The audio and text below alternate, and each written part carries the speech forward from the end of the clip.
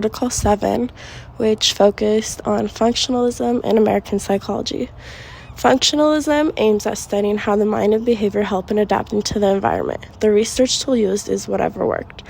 This dominated American psychological science in the 20th century, which was mentioned in most psychology history books, which got about 10 pages.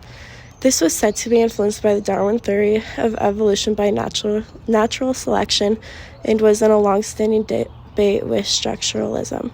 William James was the school of functionalism's primary inspiration, while John Dewey and James Roman Angell are named the chief proponents. The article's thoughts on functionalism were that they argue the image of functionalism is fundamentally flawed and argues that the Darwin-inspired rise of functionalism in the 1890s was the first revolution in American psychology. A little bit about structuralism is that it aims at studying elements of the mind, and their research tool is introspection. This was led by Edward Bradford Titchener. Although he was well respected, his structuralism rarely established a self-sustaining settlement anywhere apart from Ithaca. American Psychology was an informal band of intellects in Cambridge, Massachusetts in January 1872 that were keen to discuss controversial scientific and philosophical issues of the day. John Watson and the Behaviorist Revolution were a critical pivot point in this. The members included William James, Oliver Wendell Holmes Jr., who was the son of the Harvard professor, who went on to be a justice on the Supreme Court, and Charles Sanders Peirce, who was also a son of a Harvard professor, who was eventually a prodigy philosopher and scientist.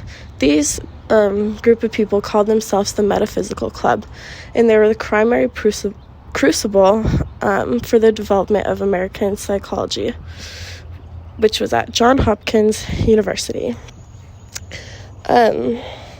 Peirce became the first American experimental psychologist and published an article. Chauncey Wright led Cambridge Salon and was a vocal advocate for a theory of natural selection, which caught the attention of Darwin. Darwin was so impressed with him that he arranged to have Wright's review reprinted in England, where they met. The Metaphysical Club eventually broke up, and the youngest members began their careers. James was invited to teach at Harvard, where he published a review.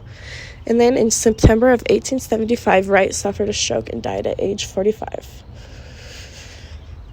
Other important people that were mentioned in this article was G. Stanley Hall, whose theoretical contributions were deeply steeped in the evolutionary theory.